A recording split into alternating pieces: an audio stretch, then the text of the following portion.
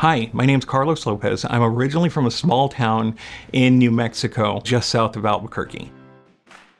The funny thing with New Mexico is that we have a joke that says that you're either going to become a physicist or a ditch digger. My grandpa literally was a ditch digger for what seemed like 68 years of his life.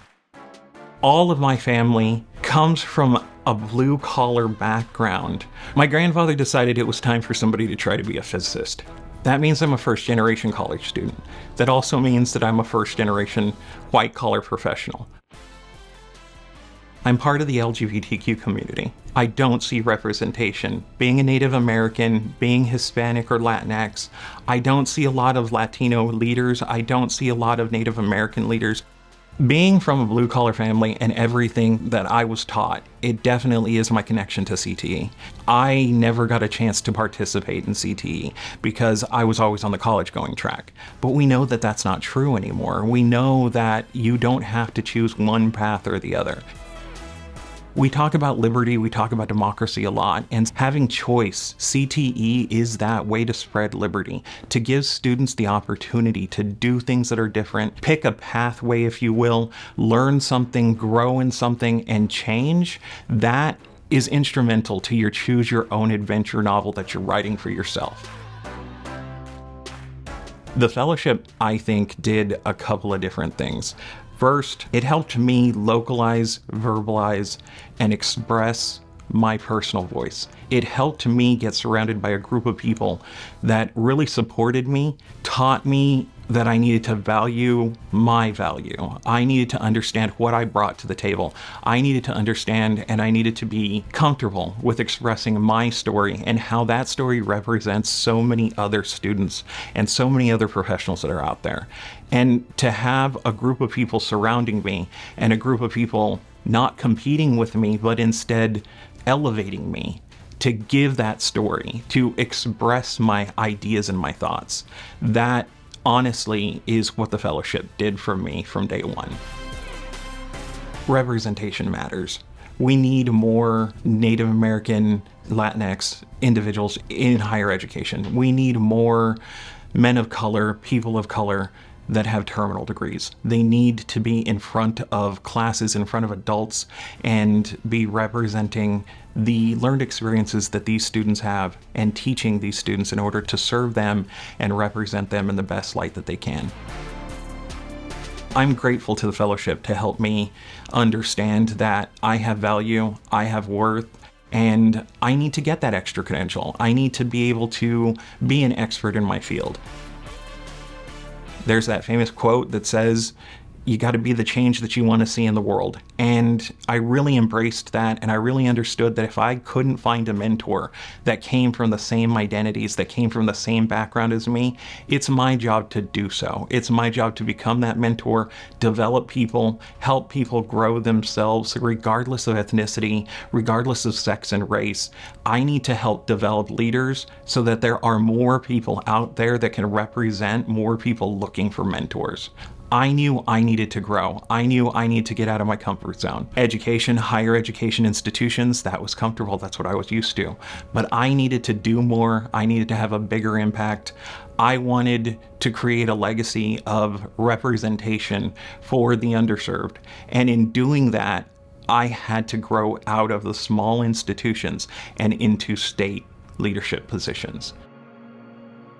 As a person of color, I don't come to the table with an amazing network that I was born into. So I had to create it myself. I had to really work to try to develop that network. We always give our students pathways, and we're always trying to develop our students to be better leaders, be better citizens, be better educated. But it seems, at least it's been my experience, that we don't create pathways for leaders.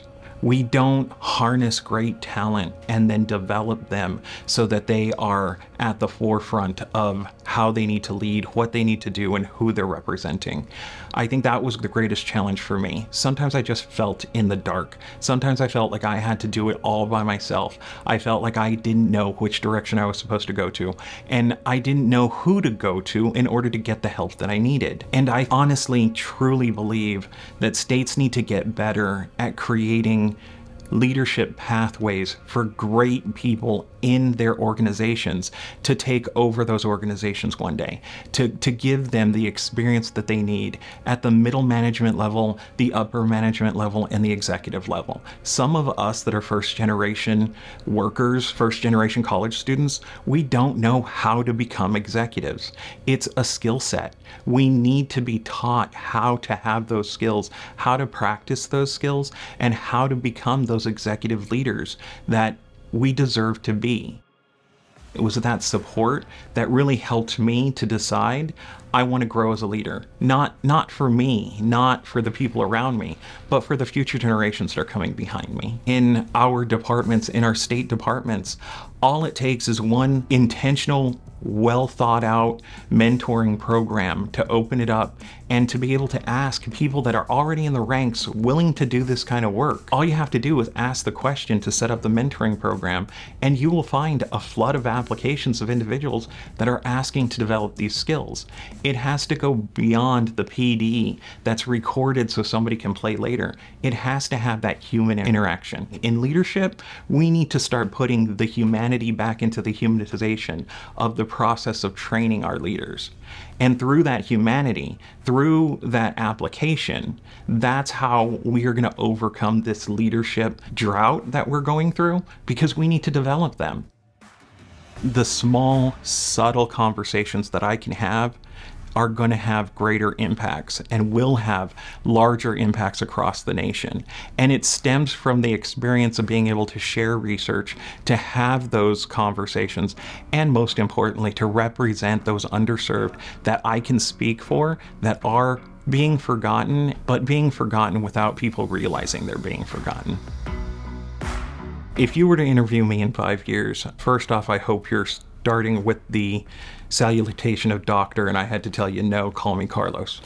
I also hope that in 5 years' time, you're calling me vice president or director or executive director. I have a great hope that I'm going to continue to give in a larger area. So I hope the changes that are going to come for me are going to be in the realm of me expanding my influence and being that diversity, inclusion champion, that Jedi, if you will. All the investment that was made in me, I want to pay that forward to the next generation that's coming up.